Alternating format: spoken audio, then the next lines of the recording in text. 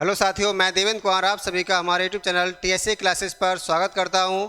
और आज हम आपके लिए लेकर आए हैं मूल अधिकार का अगला टॉपिक, जिसमें हम पढ़ेंगे आज समता का अधिकार। तो देखिए, समता का मूल अधिकार के विषय में आज की टॉपिक रहने वाला है। तो समता के अधिकार से उठने वाले समस्त प्रश्नों का आज आपको हल यहाँ प्राप्त होगा। आप पूरा वीडियो देखिए और समता से टॉपिक से उठने वाले एग्जाम में सभी क्वेश्चंस को आसानी से हल करने का यहाँ से आप जो है हल प्राप्त करिए। तो देखिए, स्टार्ट करते हैं समता का अधिकार। देखिए, हमने कल की वीडियो में देखा था मूल अधिकार के बारे में। मूल अधिकार क्या है, फंडामेंटल राइट्स क्या हैं, और उसमें पहला अधिकार था हमारा समता का अधिकार, राइट टू इक्वलिटी। देखिए, समता है ना, समता या समानता। तो समता का अधिकार हम आज बात करेंगे। समता को ही हम यहाँ समानता कहते हैं। तो समानता, समता या इक्वलिटी, ठीक है, तात्पर्य है कि बराबरी का बात की जाती है कि संविधान की दृष्टि में सब बराबर हैं। इसी अधिकार को हमारे मूल अधिकारों में सबसे पहले डिफाइन किया गया है भारतीय संविधान के भाग 3 में। देखिए, जो टर्म आपकी 3 टर्म है, ये एक है समता और एक है स्वतंत्रता और एक है बंधुता। ठीक है, एक है बंधुता। ये जो 3 टर्म है हमारी, इसको बोलते हैं इक्वलिटी। इक्वलिटी, एक को बोलेंगे हम लिबर्टी। इक्वलिटी, लिबर्टी और फ्रेटर्निटी, ये 3 टर्म हमारे संविधान के प्रस्तावना में आपके आदर्श के रूप में रखी गई हैं। इन्हीं 3 टर्म में से हम देखिए 2 टर्म हमारी मूल अधिकार में पहले 2 भागों में रखी गई हैं, समता का अधिकार और स्वतंत्रता का अधिकार। और ये 3 टर्म आपको पता होगा कहाँ से ली गई हैं। तो देखिए, ये 3 टर्म जो है हमारे संविधान में ली गई हैं फ्रांस की क्रांति। ठीक है, या आपसे फ्रांस कहेंगे तो फ्रांस की क्रांति से इन तीनों टर्म को यहाँ लिया गया है। अर्थात फ्रांस की जब क्रांति हुई तो वहाँ पर लोगों का, जनता का नारा था equality, liberty, equality and fraternity, स्वतंत्रता, समानता और बंधुत्व की बात की गई। तो हमारे यहाँ समानता शब्द को लिया गया और ये हमारे स्वतंत्रता संग्राम के दौरान हमारे जो क्रांतिवीर रहे और जो स्वतंत्रता सेनानी थे, उनके आदर्श भी है कि समाज में समानता स्थापित होनी चाहिए। उसको लेकर ये पूरा हमारा टॉपिक है आज का। तो देखिए, मूल अधिकार मैंने आपको बताया था भाग 3 में है और ये अनुच्छेद 12 से लेकर 35 तक हैं। साथ ही अब देखिए, टॉपिक हमारा आज का है समता का अधिकार, राइट टू इक्वलिटी। और पहली बात जो यहाँ से हमारी क्वेश्चन पूछे जाएंगे वो ये है कि कौन से अनुच्छेद में इनको रखा गया है। तो अनुच्छेद 14 से 18। देखिए, अनुच्छेद 14 to 18 हमारा क्या है, फंडामेंटल राइट्स में समता का अधिकार है, राइट टू इक्वलिटी है। जो अब देखिए, इन 14 से 18 तक ऐसे क्वेश्चन पूछ सकता है कितने अनुच्छेदों में समता का अधिकार दिया गया है। तो कुल मिला के यहाँ पर आपके ये 5 अनुच्छेद हैं। कितने हैं? 5 अनुच्छेदों में समानता का अधिकार प्रदान किया गया है भारतीय संविधान के भाग 3 में। इन 5 अनुच्छेदों में समानता की स्थापना के लिए आपको नियम बताए गए हैं। ठीक है, अब देखिए, क्वेश्चन ऐसे पूछ सकता है कि बताओ अनुच्छेद 15 में क्या दिया गया है, स्वतंत्रता का अधिकार, समानता का अधिकार, संपत्ति का अधिकार या धार्मिक स्वतंत्रता का अधिकार। तो आंसर क्या होगा आपका? अब आपको पता है 14 to 18, ध्यान रखें, 14 to 18 समता, इक्वलिटी, 14 to 18 इक्वलिटी है, समता है। तो अगर 15 आपको नहीं पता है तो आप लगा सकेंगे कि हाँ, 15 में क्या होगा, समता का अधिकार होगा, समानता का अधिकार होगा, क्योंकि 14 से 18 क्या है, हमारा समानता का अधिकार है। तो देखिए, ये रहा आपका अधिकार की बात। अब हम बात करते हैं इनके आर्टिकल्स की। तो कितने आर्टिकल हैं? 14।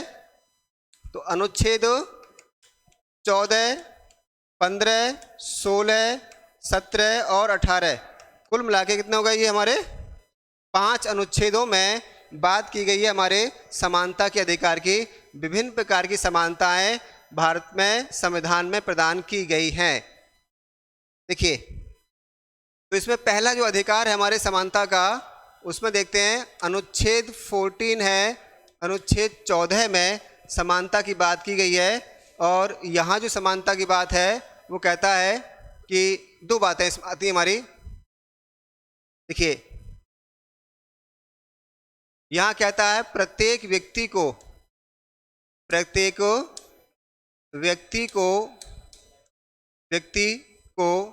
विधि के समक्ष समता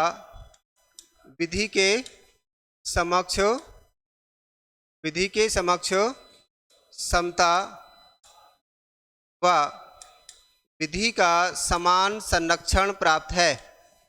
विधि का समान संरक्षण प्राप्त है या प्राप्त होगा। ठीक है, ये आर्टिकल है हमारा 14। अब देखिए, इस आर्टिकल में अपना जो हमारे काम की टॉपिक है वो निकालते हैं। एग्जाम में क्वेश्चन क्या आता है वो निकालते हैं। तो देखिए, आर्टिकल 14 के जो हमारे पास फैक्ट्स हैं वो क्या निकल कर आएंगे। पहला फैक्ट देखिए निकल कर आता है। तो देखिए, एक बात तो देखिए, इसे थोड़ा तो आपको डिवाइड कर लेते हैं। यहाँ कहा गया है प्रत्येक व्यक्ति, ठीक है, तो शब्द है प्रत्येक व्यक्ति। दूसरा कहा गया है विधि के समक्ष समता, और तीसरी बात इसमें आई है विधि का समान संरक्षण। ये तीन बातें हमारे आर्टिकल 14 में है। तो पहला फैक्ट हमारा निकलता है कि ये अधिकार सभी को प्राप्त है, सभी को प्राप्त है। इसका अर्थ ये है कि चाहे वो विदेशी हो या देशी, मतलब नागरिक हो, उन सबको आर्टिकल 14 मिलेगा। जो भी भारत में होगा उस पर ये संविधान लागू होगा, उस पर अनुच्छेद 14 भी लागू होगा, और वो विधि के समक्ष समता और विधि के समान संरक्षण का अधिकार प्राप्त करेगा। तो पहला फैक्ट ध्यान रखें, इसमें ऐसा कोई कैटेगरी नहीं है कि केवल नागरिकों के लिए, ये सभी के लिए है। ठीक है, दूसरी बात इसमें हम निकालते हैं। देखिए, इसमें आया है विधि के समक्ष समता। अगली टर्म हमारी है इसमें विधि के समक्ष समता या समानता, अर्थात इक्वालिटी बिफोर द लॉ। ठीक है, इक्वालिटी बिफोर द लॉ, समझे इसको। तो क्वेश्चन ये डायरेक्ट क्वेश्चन ये पूछेगा आपसे, अंदर बात ना करते हुए यही पूछ सकता है कि बताओ विधि के समक्ष समता कौन से अनुच्छेद का भाग है, किस अनुच्छेद में विधि के समक्ष समता का अधिकार दिया गया है ना। अनुच्छेद 14 में कौन सा अधिकार दिया गया है। कानून की समक्ष समता बोल सकता है इसको, तो कानून या विधि की समक्ष समानता कौन से अनुच्छेद का भाग है। तो ये आपका ऐसे क्वेश्चन आ सकता है। या पूछ सकता है विधि की समक्ष समता किसको प्राप्त नहीं है। तो देखिए, भारत में सबको प्राप्त है, जो भारत में होगा उस समय उसको ये नागरिकता, ये अधिकार प्राप्त होगा। अब इसका अर्थ क्या है, इसका अर्थ क्या है, विधि की समक्ष समता का मतलब क्या निकलेगा। तो देखिए, इसका अर्थ निकलता है नंबर ए, विधि के समक्ष समता का जो अर्थ निकलता है वो है आपका कानून। देखिए, कानून सबके लिए बराबर है, सबके लिए बराबर या समान है। ठीक है, तो कोई भी व्यक्ति भारत में कानून से ऊपर नहीं है, विधि से ऊपर नहीं है, सब कानून की दृष्टि में क्या है, समान है।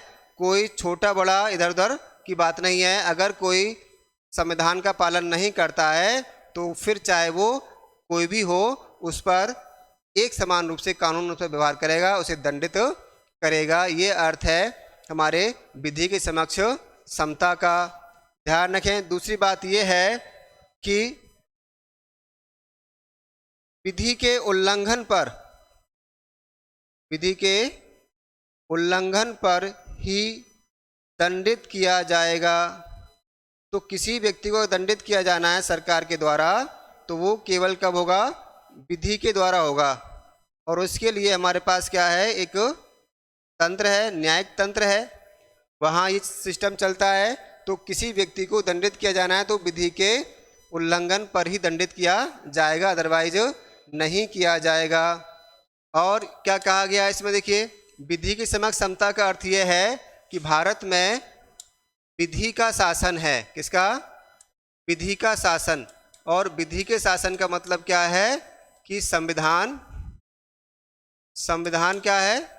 सर्वोच्च है, अर्थात कानून सर्वोच्च है।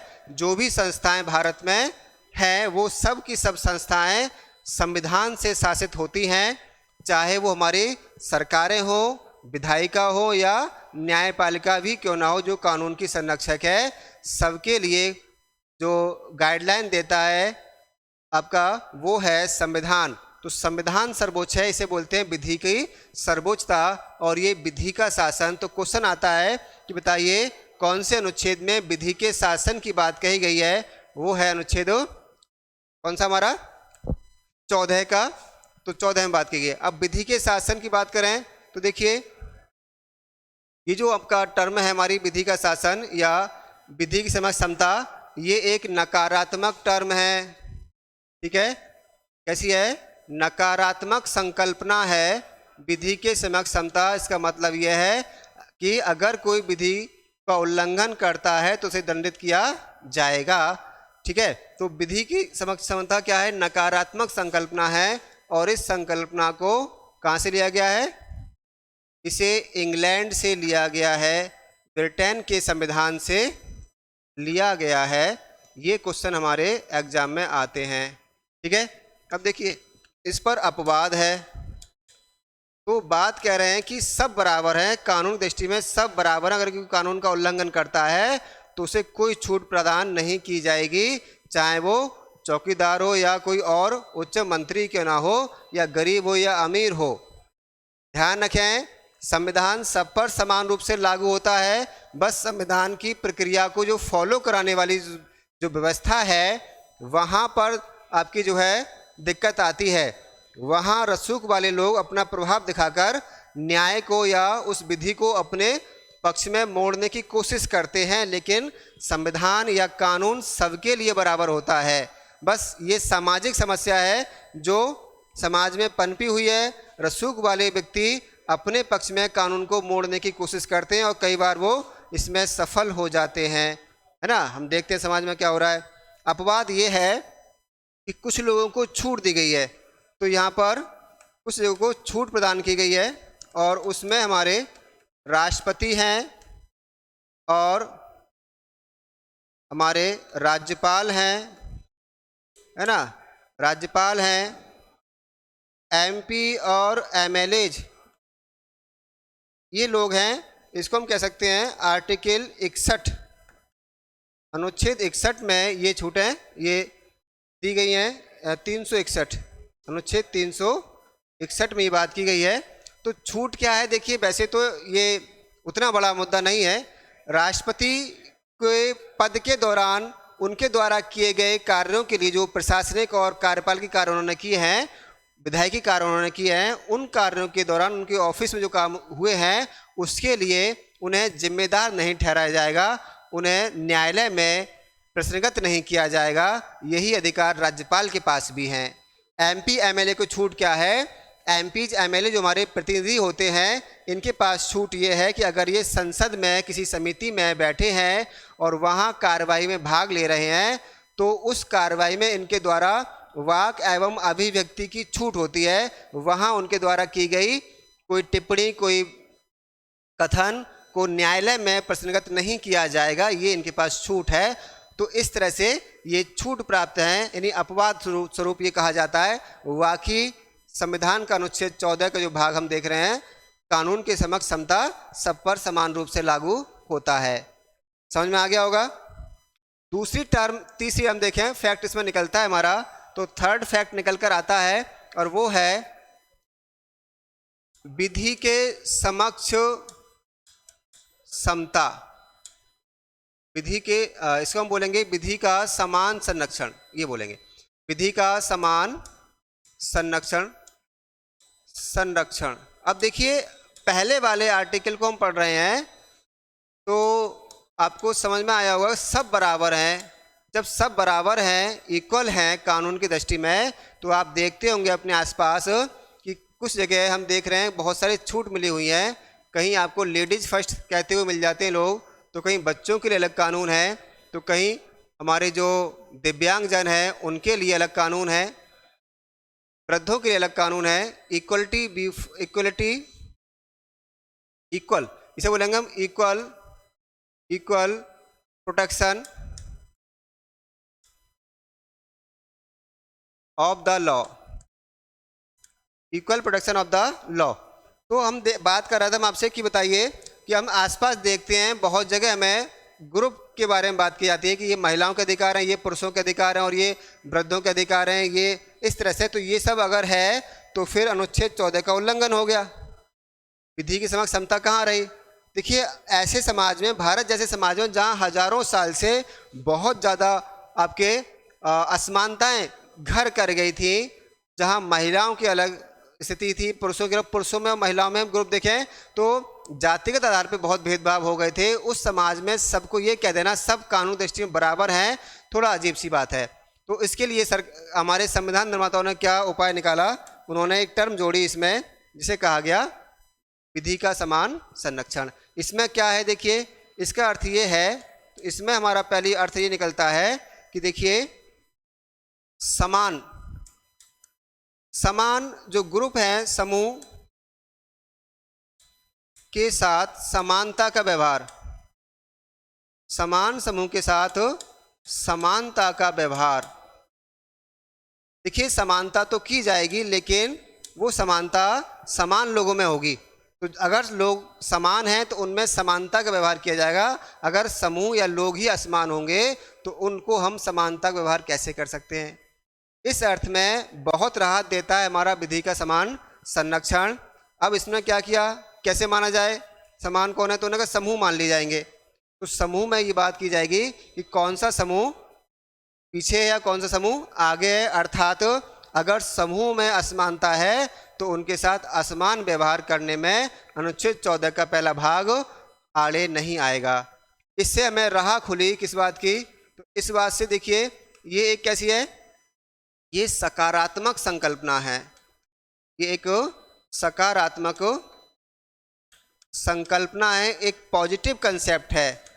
और इसे कहाँ से लिया गया है, इसे लिया गया है यूएसए से, इसे लिया गया है यूएसए से। इसके अनुसार अब देखिए महिलाओं के लिए, महिला, बच्चे है ना, और दिव्यांगजन हो, बच्चे, वृद्ध, दिव्यांगजन आदि के लिए क्या है, विशेष प्रावधान बनाए जा सकते हैं। तो इनके लिए विशेष प्रावधान की व्यवस्था फिर सरकार संविधान में करने की व्यवस्था हुई। संसद ने ऐसे बहुत सारे प्रावधानों को हमारे समाज में ग्रुपों को दिया है। तो एक तरह से विभेद करने का ये विभेद का मनमाना तरीका नहीं है, उन्हें आगे बढ़ाने के लिए, सबको एक साथ समान स्तर पर लाने के लिए ये व्यवस्था की गई है। ये है हमारा अनुच्छेद 14, अनुच्छेद 14 जो सबको समानता की बात करता है। ठीक है, अब देखिए अनुच्छेद 15, अनुच्छेद 15 कहता है, अनुच्छेद 15 कहता है देखिए सामाजिक भेदभाव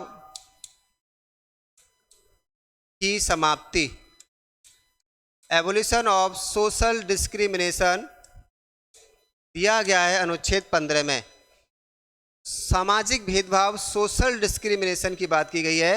अब देखिए सामाजिक जो भेदभाव हमारे देश की में देखें, दुनिया में देखिए जहाँ भी आप जाएंगे, जहाँ समाज में आपको ऊपर नीचे चीज़ें देखने को मिल जाएंगी, चाहे वो किसी भी स्तर पर हो। हर देश, हर समाज में वो अलग अलग हो सकता है। भारत में ये आपका जातिगत हो सकता है, किसी भी स्थान पर वो धार्मिक हो सकता है, वो मूल वंश, जन्म स्थान के आधार पर हो सकता है, और लिंग के आधार पर भी भेदभाव दुनिया में होते हैं। और हम देखें तो पश्चिम में तो रंग के आधार पर होता है, वहाँ रंग भेद कहते हैं इसको। तो भारत में जो आपकी सामाजिक भेदभाव चले आ रहे थे उनको अनुच्छेद 15 समाप्त करता है, एबोलाइज करता है। और 15 देखिए बहुत इंपॉर्टेंट आर्टिकल है नागरिकों के लिए, जो समाज में रह रहे हैं उनके लिए। क्या बात है, देखिए इसमें एक तो पहला जो फैक्ट हमारा है इसमें वो ये है कि ये केवल नागरिकों के लिए है, ठीक है, नागरिकों के लिए है, भारत के नागरिकों को ये उपलब्ध है। इसका उल्टा अर्थ ये हो जाता है कि ये विदेशियों को उपलब्ध नहीं है। विदेशियों के साथ भारत में इस आधार पर भेदभाव हो सकता है।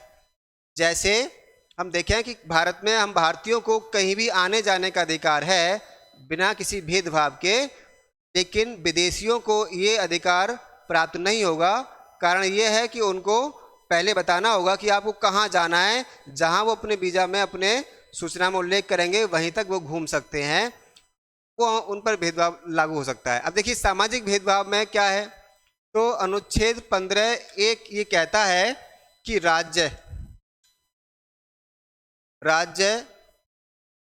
राज्य किसी भी नागरिक के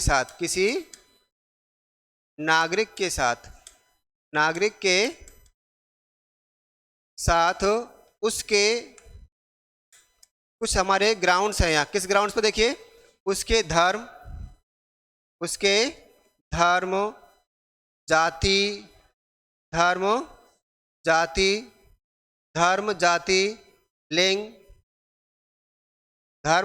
लिंग, है ना, मूल वंश और जन्म स्थान के आधार पर भेदभाव नहीं करेगा, कोई भेदभाव नहीं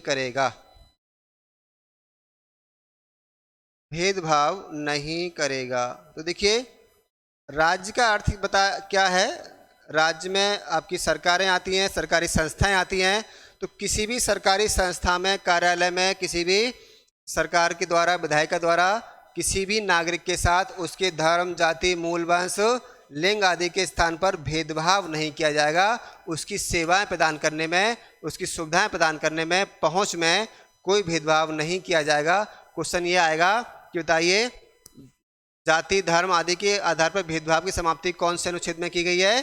अनुच्छेद 15 में की गई है। इस पर एक मूवी भी बनी थी आर्टिकल 15 आयुष्मान खुराना की, इसमें सामाजिक जो भेदभाव की जो समस्या हमारे समाज में है उसको दिखाया गया था। तो अनुच्छेद 15 बड़ा इंपॉर्टेंट आर्टिकल है इस मामले में। देखिए अनुच्छेद 15(1) की बात हो गई। अब देखिए राज्य किसी प्रकार का भेदभाव नहीं करेगा, अगर करता है तो आपके मूल अधिकार का उल्लंघन है, और उसके लिए आपके पास आर्टिकल 32 और 226 के अनुसार सुप्रीम कोर्ट और हाई कोर्ट तैयार बैठे हैं आपकी बात सुनने के लिए। आप वहां पहुंचिए। तो कहता है कि उपरोक्त आधार पर, तो देखिए उपरोक्त आधार पर जो हमारे एबव ग्राउंड्स थे, आधार पर किसी नागरिक को, ठीक है ये नाग है मतलब नागरिक ही है, नागरिक को, तो किसी भी नागरिक को एक तो देखिए सार्वजनिक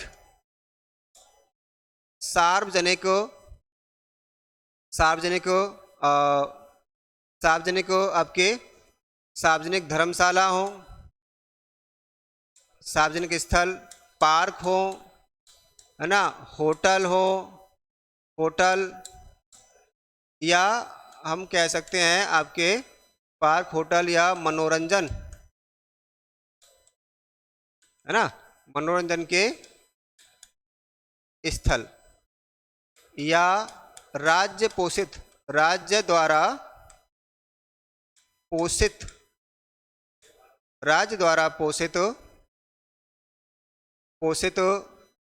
कोई स्थल हो, है ना, नदी, कुआं, बावड़ी देखिए पहले बनती थी पानी पीने के स्थल, प्याऊ वगैरह, बावड़ी, स्टेशन या कोई रोड हो सकता है, रोड आदि पर जाने से नहीं रोका जाएगा। तो देखिए बात यह है किसी भी नागरिक के साथ उसके सामाजिक आधार पर, सोशल स्टेटस के आधार पर उसे किसी भी सार्वजनिक स्थान पर, प्लेस पर जाने से नहीं रोका जाएगा। दुकानें हैं जो पब्लिक के लिए बनी है।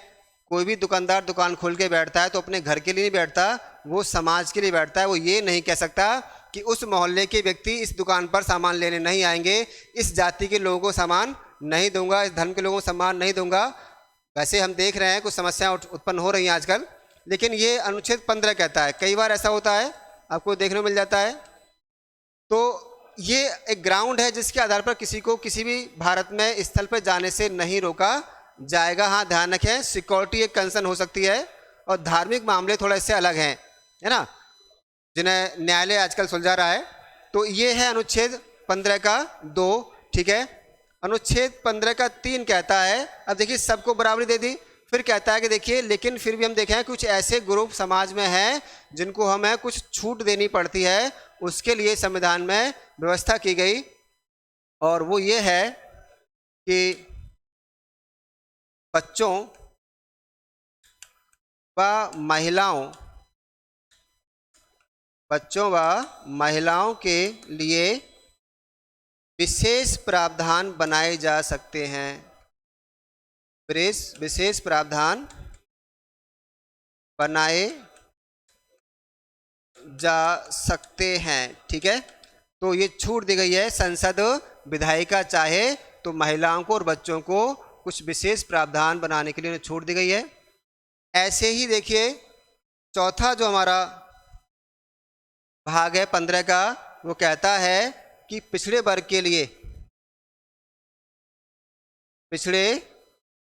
वर्ग के कल्याण के लिए प्रावधान बनाए जा सकते हैं। ये ग्राउंड्स दिए गए हैं शैक्षिक और सोशल। तो ऐसा कोई समूह जो सामाजिक और शैक्षिक रूप से पिछड़ा है, उसके कल्याण के लिए संसद कानून का विधि का निर्माण कर सकती है। और देखिए एक आपका जोड़ा गया है इसमें कि EWS के कल्याण के लिए प्रावधान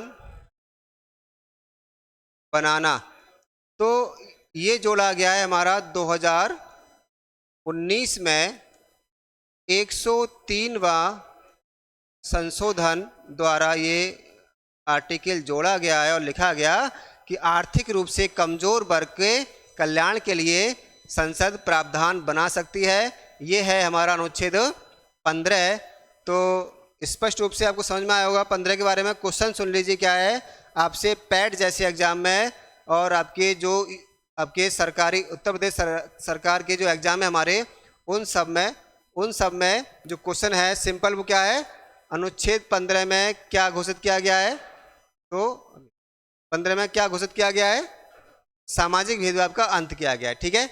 अब देखिए या क्वेश्चन पूछ सकता है कि ओबीसी के कल्याण की बात कौन से अनुच्छेद में की गई है, अनुच्छेद 15 के 4 में की गई है ना। ऐसे आर्टिकल 16 अनुच्छेद 16, देखिए अनुच्छेद 16 में क्या बात की गई है। ये कहता है लोक नियोजन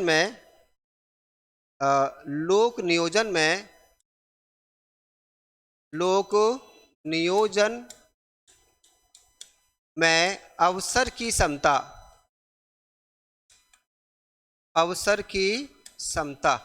देखिए आप सब लोग जो ये वीडियो देख रहे हैं या जो हमारे प्रतियोगी साथी या छात्र जो दिन रात लगे हुए हैं, किताबों में लगे हुए हैं, कोचिंग सेंटर्स पर लगे हुए हैं और आजकल यूट्यूब और पर ऑनलाइन वीडियो देखने में लगे रहते हैं, उनकी इच्छा यही है कि उन्हें एक अच्छा सरकारी पद प्राप्त हो, एग्ज़ाम उनका क्लियर हो जाए और वो सरकारी नौकरी प्राप्त करके सेटल हो जाएं। लॉकडाउन में जैसे प्राइवेट सेक्टर का हाल हुआ वैसा उनका ना हो, हर महीने सैलरी आए और जीवन उनका स्थायित्व को प्राप्त कर ले।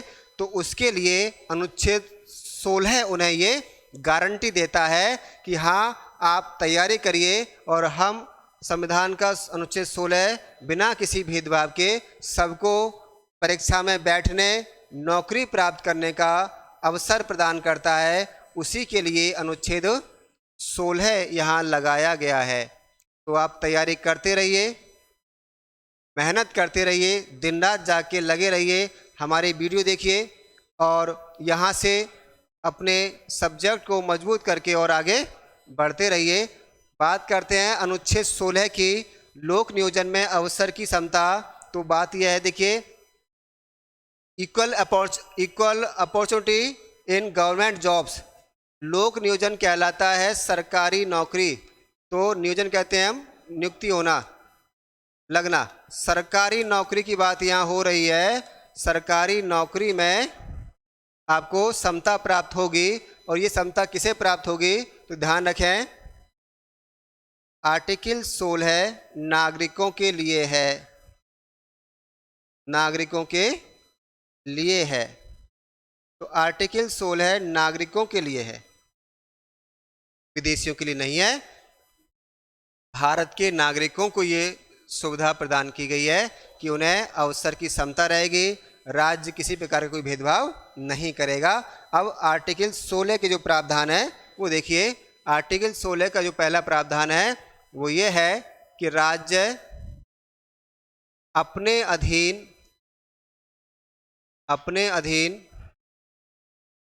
अधीन सेवाओं के नियोजन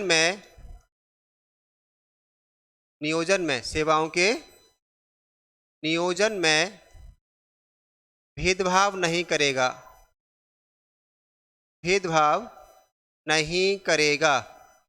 तो देखिए, पहला अनुच्छेद ही स्पष्ट कर रहा है कि राज्य जब कोई वैकेंसी निकालेगा तो उसमें किसी भी व्यक्ति के साथ कोई भेदभाव नहीं किया जाएगा। और भेदभाव ना किए जाने के ग्राउंड्स क्या हैं? वो ग्राउंड्स ये हैं कि किसी भी नागरिक के साथ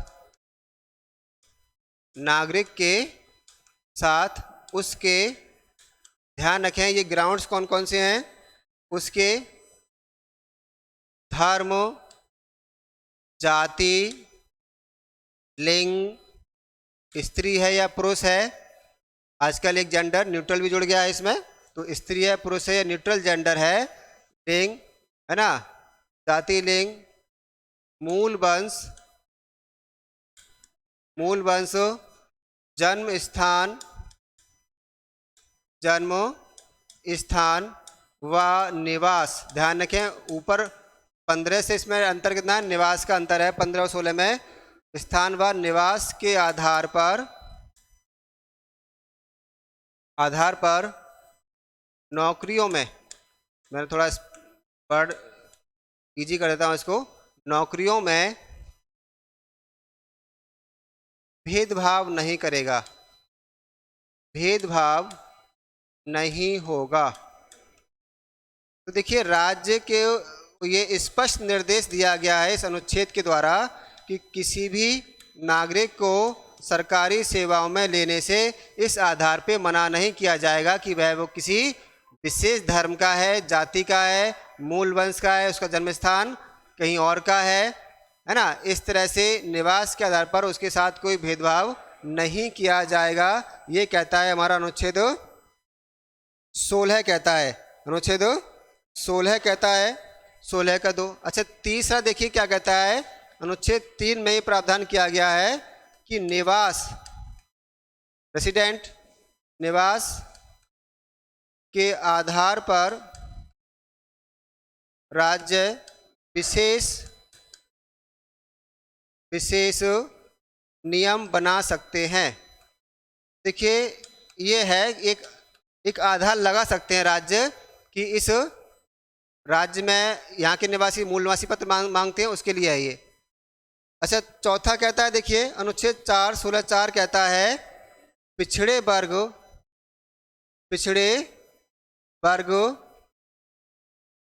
वर्ग को नौकरियों में आरक्षण। एक क्वेश्चन आता है हमारा कि बताइए कौन से अनुच्छेद में सरकारी नौकरियों में आरक्षण दिया गया है। तो आरक्षण का जो मुद्दा हमारा यहाँ आता है वो दिया है अनुच्छेद आर्टिकल 16(4) इसकी बात करता है, आरक्षण की बात करता है। वहीं 15(4) में हमें आरक्षण का प्रावधान की बात की गई ओबीसी के लिए, और वहाँ 16(4) में आरक्षण दे दिया गया है। वहीं आर्टिकल हमारा 16(4) का कहता है प्रोन्नति में, ध्यान रखें, प्रोन्नति में SC व ST को आरक्षण, SC और ST को प्रोन्नति में आरक्षण की बात की गई है 16(4) का। डायरेक्ट क्वेश्चन पूछा जाएगा 16(4) का में क्या है, SC और ST को प्रोन्नति में, प्रमोशन में आरक्षण दिया जाएगा 16(4). एक आर्टिकल है उसमें आप और ध्यान रखें 16 में, और वो है 16 आपका 6। 16(6) क्या कहता है, ये अभी हाल ही में जोड़ा गया, और ये कहता है EWS को नौकरियों में, EWS को नौकरियों में आरक्षण, तो सरकारी नौकरियों में आरक्षण की बात की गई। EWS मतलब इकोनॉमिकली वीकर सेक्शन, आर्थिक रूप से कमज़ोर वर्ग को आरक्षण दिया गया, और ये दिया गया 103वां संशोधन, 103वां संशोधन 2019 द्वारा जोड़ा गया। आपने देखा होगा 10% का आरक्षण दिया गया, जिसमें जनरल क्लास के EWS के जो वर्ग है उसको ये आरक्षण अलग से दिया गया है। तो आरक्षण जो हमारा पहले 49.5% था, 10% बढ़कर ये 59.5% की सीमा तक पहुंच गया है, अर्थात 50% की सीमा पार कर गया है। ये है हमारा अनुच्छेद 16। बहुत ही इम्पोर्टेंट आर्टिकल है 17, बहुत ज़्यादा इम्पोर्टेंट आर्टिकल है 17। सिंपल सा क्वेश्चन आता है, बहुत सीधा क्वेश्चन आता है हमारे वनडे एग्जाम में कि बताइए अनुच्छेद 17 में क्या है। तो देखिए अनुच्छेद 17 में है आपका अस्पृश्यता, अस्पृश्यता का अंत, एबोलिशन ऑफ टचेबिलिटी, अस्पृश्यता का अंत की बात करता है। अस्पृश्यता से तात्पर्य देखिए यहाँ पर क्या है, सामान्य शब्दों में से हम बोलते हैं छुआछूत। तो देखिए सामाजिक आधार पर, है ना, ये हम कह सकते हैं सामाजिक आधार पर, जिनकी हमने बात 14-15 में की। सामाजिक आधार पर भेदभाव जो होता है हमारे समाज में उसको छुआछूत या अस्पृश्यता कहते हैं, टचेबिलिटी कहते हैं। उसको रोकने के लिए अनुच्छेद 17 कहता है, और ये कहता है कि किसी भी प्रकार की अस्पृश्यता कानूनी अपराध होगी, दंडनीय अपराध होगी, ये घोषित करता है अनुच्छेद 17। और इसके लिए संसद को अधिकार देता है कि वह कानून बनाए, और इसके रोकने के लिए संसद ने, देखिए संसद ने आपका अस्पृश्यता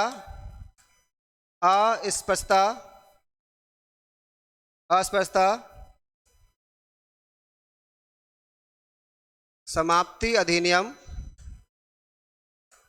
1955 बनाया, 1955 पारित किया, जिसका संशोधन किया 1976 में, और नया नाम आया नागरिक या सिविल राइट, नागरिक अधिकार, इसका नाम कर दिया नागरिक अधिकार अधिनियम 1955, तो नाम चेंज कर दिया, और इसे हम बोलते हैं सिविल राइट्स एक्ट 1955 नाम कर दिया। इसी को आप SC और ST एक्ट के नाम से जानते हैं। यही इसका पॉपुलर नेम क्या है, SC व ST एक्ट कहलाता है। तो बहुत ही पॉपुलर एक्ट है हमारा।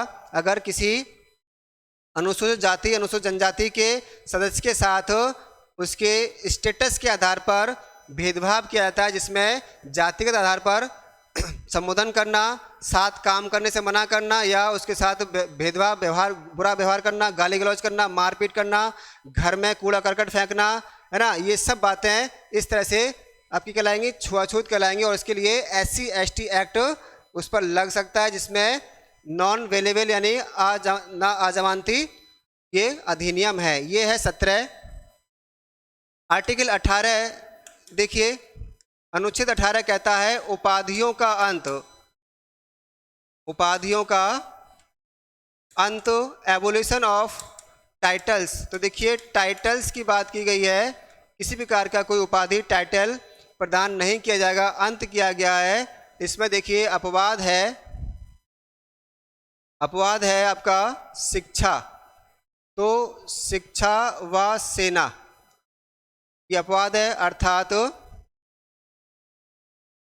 इस क्षेत्र में प्रदान कर सकते हैं। इसे छोड़कर किसी और क्षेत्र में राज्य कौन नहीं करेगा? राज्य कोई भी उपाधि या इस तरह का सम्मान प्रदान नहीं करेगा सिवाय शिक्षा और सेना को छोड़कर। ठीक है, ये अनुच्छेद 18 है। अनुच्छेद 18 में और भी कई बातें हैं। उपाधियां देखिए, नाम के साथ लगने वाला या पहले लगने वाला एक टाइटल है, एक आपकी नाउन है, जो आपके नाउन में लगकर, नाम के साथ लगकर आपके स्टेटस को बढ़ा देती है। अंग्रेज ऐसी बहुत सारी उपाधियां हमें प्रदान करते थे जब अंग्रेजी काल यहाँ चलता था, जैसे सर, नाइटहुड, कैसरे हिंद। इंग्लैंड में आज भी ये उपाधियां दी जाती हैं। फिलहाल भारत सरकार ने इसको बंद कर दिया है, उपाधियां नहीं दी जाएंगी। इसके साथ ही कहा गया है कोई भी भारतीय नागरिक किसी भी विदेशी देश से कोई भी उपाधि प्राप्त नहीं कर सकता है। और भारत में किसी लाभ के पद पर रहते हुए कोई भी विदेशी किसी भी अन्य देश से कोई भी सम्मान है ना उपाधि प्राप्त नहीं कर सकता। साथ ही साथ कोई भी विदेशी अगर किसी अन्य देश से भारत में काम करते हुए लाभ के पद पर रहते हुए भारत के राष्ट्रपति के पूछे बिना कोई भी मान सम्मान या उपहार की वस्तु प्राप्त नहीं करेगा। ये 18 कहता है।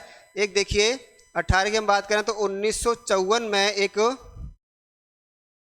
आपका नियम बना जिसमें कहा गया कि भारत सरकार अब भारत के लिए अच्छा काम करने वालों के लिए, समाज के लिए अच्छा काम करने वालों के लिए भारत रत्न है ना, पद्म पुरस्कार